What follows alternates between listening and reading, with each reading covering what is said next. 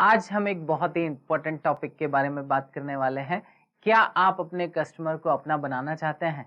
Customer आपका ही है, आपके साथ ही जुड़ा हुआ है, बट आपके साथ दिल से जुड़ा है या नहीं जुड़ा है, ये है हमारा आज का सवाल। और इसी पे हम लोग देखेंगे कि कैसे ईआरपी आपकी मदद करता है। एज अ बिजनेसमैन आप एक बात तो बहुत अच्छे से जानते हैं कि आपके बिजनेस को अगर आप बहुत ज़्यादा आगे बढ़ाना चाहते हैं, बिजनेस को बहुत बड़ा करना चाहते हैं, तो एक चीज़ आपके लिए होना बहुत ज़रूरी है, आपके पास होना बहुत ज़रूरी है, एक हैप्पी कस्टमर और लॉयल कस्टमर। अगर आपके कस्टमर आपसे बहुत खुश हैं और आपके कस्टमर आपके साथ में लॉयल है, तो आपको ऊंचाइयां छूने से, आपका बिजनेस बहुत बड़ा होने से कोई भी नहीं रोक सकता। टेक्नोलॉजी और ईआरपी आपको कैसे सपोर्ट करता है इस हैप्पी कस्टमर को बनाने के लिए?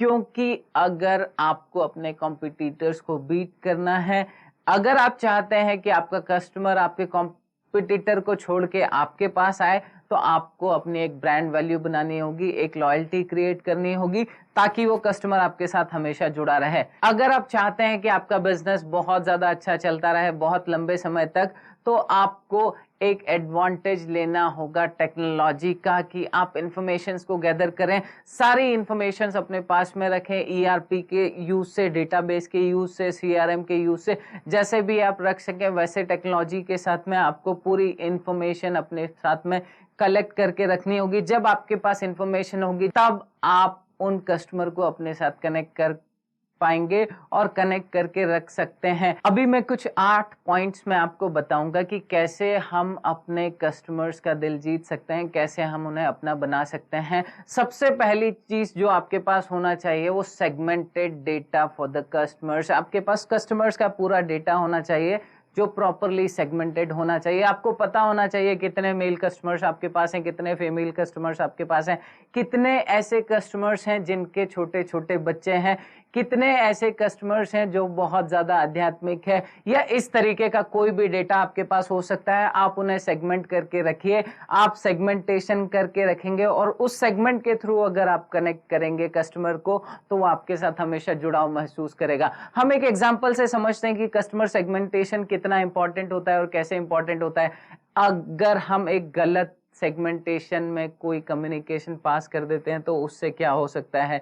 अगर आप एक फीमेल प्रोडक्ट का एडवर्टीजमेंट एक मेल कस्टमर को भेज देते हैं, तो क्या होता है? वो आपका वेस्ट ऑफ मनी ही नहीं है, वो आपके लिए एक नेगेटिव ब्रांड इमेज भी है। आपकी इमेज जाती है कि ये तो स्पैमर्स हैं, कुछ भी उठा के किसी को भी भेज देते हैं। इसलिए आपका सेगमेंटेशन होना बहुत ज्यादा जरूरी है। ऐसे ही दूसरा पॉइंट आता है ट्रस्ट। आप ट्रस्ट बिल्ड करेंगे तो वो सीधा रिफ्लेक्ट होगा आपके profit and loss and balance sheet में। आप चाहते हैं अपना प्रॉफिट बढ़ाना, तो आपको ट्रस्ट बढ़ाना होगा। जैसे ही आप कस्टमर के साथ में ट्रस्ट बढ़ाते हैं, आपका प्रॉफिट बढ़ने लगता है। ट्रस्ट के लिए आप ऐसी कौन कौन सी एक्टिविटीज कर सकते हैं? वो सभी एक्टिविटीज हम लोगों को ईआरपी के थ्रू करनी होती है। जैसे एक एग्जांपल लेते हैं फेसबुक का। फेसबुक कैसे करता है? फेसबुक अगर कोई भी नया एक फीचर लॉन्च करना होता है, वो लॉन्च नहीं करता, सबसे पहले उसे अपने एक क्लोज्ड कस्टमर ग्रुप में रिलीज करता है, वहां से फीडबैक लेता है, अगर वो चीज सही लगती है या जो भी कमेंट आते हैं उन कमेंट को अप्लाई करता है, उसके बाद मार्केट में लाता है। तीसरा पॉइंट हम लोग डिस्कस करेंगे, सोर्स फॉर कस्टमर्स फीडबैक। आपके पास ऐसे कौन कौन से सोर्स है जहां से आप कस्टमर से फीडबैक ले सकते हैं? क्योंकि जब तक आपके पास फीडबैक नहीं आएगा, आप कस्टमर को संतुष्ट नहीं कर पाएंगे, कस्टमर आपके साथ कभी भी लॉयल नहीं होगा। तो आप सोच सकते हैं कि आप कस्टमर का फीडबैक कैसे ले सकते हैं। आप कोई फीडबैक मैकेनिज्म बना सकते हैं, आप ईआरपी के फीडबैक फॉर्म को यूज कर सकते हैं, आप अपनी वेबसाइट पे फीडबैक का फॉर्म दे सकते हैं, आप एप्लीकेशन पे फीडबैक का फॉर्म दे सकते हैं, आप सोशल मीडिया से फीडबैक कनेक्ट कर सकते हैं, आप कहीं से भी फीडबैक्स को कलेक्ट कर सकते हैं और उन फीडबैक्स को ईआरपी में कंपाइल करके फीड फॉरवर्ड में यूज कर सकते हैं, जिससे आपका रिलेशनशिप बहुत ज्यादा स्ट्रांग होगा कस्टमर के साथ में। अगला पॉइंट हम लोग देखते हैं, रिलेवेंट कम्युनिकेशन। क्या आप रिलेवेंट कम्युनिकेशन कर पा रहे हैं? अगर आप रिलेवेंट कम्युनिकेशन नहीं करते, तो ये भी आपके लिए बहुत बड़ा थ्रेट है। मान लीजिए आपकी एक जूतों की दुकान है, एक कस्टमर है जो बहुत लॉयल है, पिछले 10 सालों से आपके यहाँ से जूते खरीद रहे हैं। आपने सोचा कि यार मुझे तो मार्केटिंग चालू करनी है, और आपने जूतों का प्रमोशन एसएमएस के थ्रू करना चालू कर दिया, व्हाट्सएप के थ्रू करना चालू कर दिया। एक कस्टमर है जो कई सालों से आपसे जूते खरीदता है, आपको पता है कि उनका पैर का नंबर 9 है, पर आपने एक ऐसे जूते का एडवर्टीजमेंट उनको भेज दिया जिसमें 9 नंबर आता ही नहीं।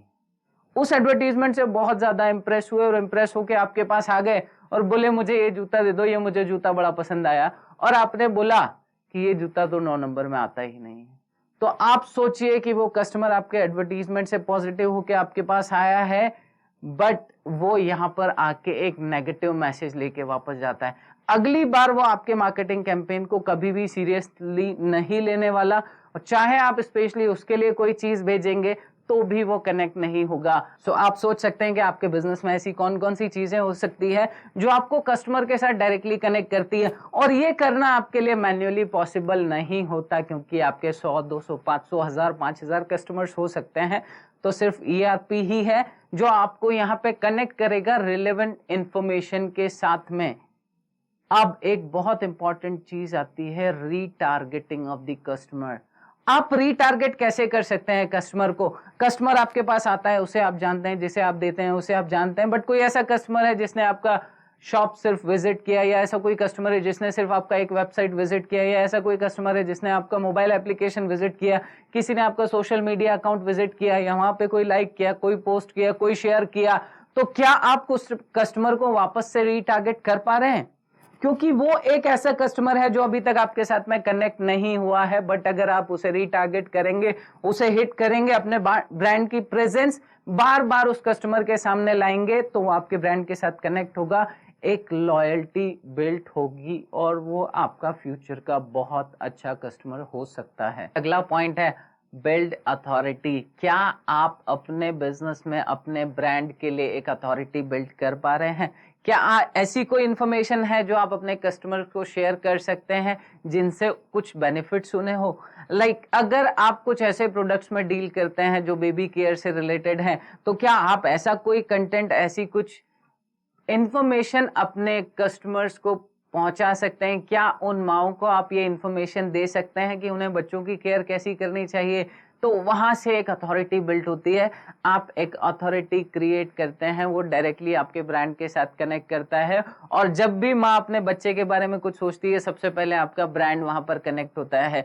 ऐसे ही नेक्स्ट पॉइंट है टेस्टिंग न्यू आइडियाज। आप अपने नए ग्रेट आइडियाज को अपने कस्टमर्स के साथ टेस्ट करें, एक कस्टमर सेगमेंटेशन आप निकालें। ऐसे कौन से कस्टमर हैं जो आपके साथ बहुत अच्छे लंबे समय से जुड़े हुए हैं, कौन से ऐसे ट्रस्टवर्दी कस्टमर्स हैं जिनके साथ आप आइडिया शेयर कर सकते हैं, उनसे फीडबैक्स ले सकते हैं। एक एग्जांपल है जो मैं यहाँ पे शेयर करना चाहूंगा कि ब्रिटानिया ने सोचा कि काजू कतली तो बड़ा अच्छा कमाल करती है, बहुत अच्छी चलती है, पूरे हिंदुस्तान में खाई जाती है, हर प्रदेश में खाई जाती है, क्यों ना हम इस टेस्ट का एक बिस्किट बना लें। उन्होंने ये जब आइडिया जैसे ही दिमाग में आया, उन्होंने अपने कुछ कस्टमर्स को बुलाया, उन्हें बिठाया और एक काजू कतली टेस्ट का बिस्किट बना के खिलाया। उन कस्टमर्स ने बोल दिया कि नहीं, ये नहीं चलेगा। वो एक बहुत बड़ी गलती करने से रुक गए और उन्होंने अपनी ब्रांड की इमेज को सेव कर लिया। तो ऐसे ही कस्टमर्स आपको कई जगह बनाए रखते हैं। जिन कस्टमर्स के साथ आप टेस्टिंग करते हैं वो तो आपके साथ रहते ही हैं, बाकी दूसरे कस्टमर्स को भी आपसे दूर जाने से बचा लेते हैं। ऐसे ही एक नेक्स्ट पॉइंट होता है डिस्ट्रीब्यूशन चैनल। अब आप सोचेंगे कि कस्टमर और डिस्ट्रीब्यूशन चैनल कैसे कनेक्ट हो सकते हैं, पर दोस्तों आज के इस इंफॉर्मेशन टेक्नोलॉजी की दुनिया में जो आपका कस्टमर है वो ही डिस्ट्रीब्यूशन चैनल है। अगर आपका कस्टमर सेटिस्फाइड है, अगर आपका कस्टमर आपके ब्रांड से कन्विंस्ड है, वो अपने 10 दोस्तों को भी आपसे कनेक्ट करेगा, आपका ऑनलाइन इतना प्रमोशन करेगा, इतना प्रमोशन करेगा जितना प्रमोशन तो कभी आप खुद भी नहीं करते। इसलिए वो आपकी सबसे स्ट्रॉन्ग डिस्ट्रीब्यूशन चैनल है।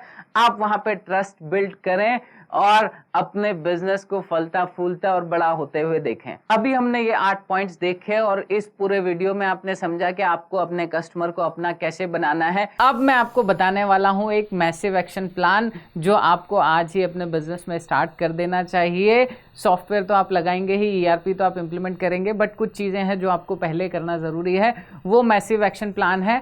आपको सबसे पहले समझना होगा कस्टमर फीडबैक, आपको कस्टमर के सिग्नल्स को पकड़ना होगा। सिग्नल्स को पकड़ने के लिए सबसे पहले अपने बिजनेस का एनालिसिस करना होगा। आज ही अपने बिजनेस पे देखिए कि ऐसे कौन कौन से टच पॉइंट्स हैं जहां पे कस्टमर आपके बिजनेस से इंटरेक्ट करता है, उन्हें लिस्ट करना चालू कर दीजिए। सारे टच पॉइंट्स को एक बार बैठ के लिस्ट कर लीजिए। हर टच पॉइंट के सामने लिख दीजिए कि उन टच पॉइंट्स पे क्या चेक पॉइंट्स हैं। हर टच पॉइंट पे चेक पॉइंट होंगे, टच पॉइंट होंगे, चेक पॉइंट्स होंगे। आप चेक पॉइंट्स को लिख लीजिए कौन कौन से चेक पॉइंट्स हैं। उसके बेसिस पे आप अपना फीडबैक फॉर्म तैयार कीजिए कि मेरे हर चेक पॉइंट से रिलेटेड एक क्वेश्चन मेरे फीडबैक फॉर्म में होना चाहिए।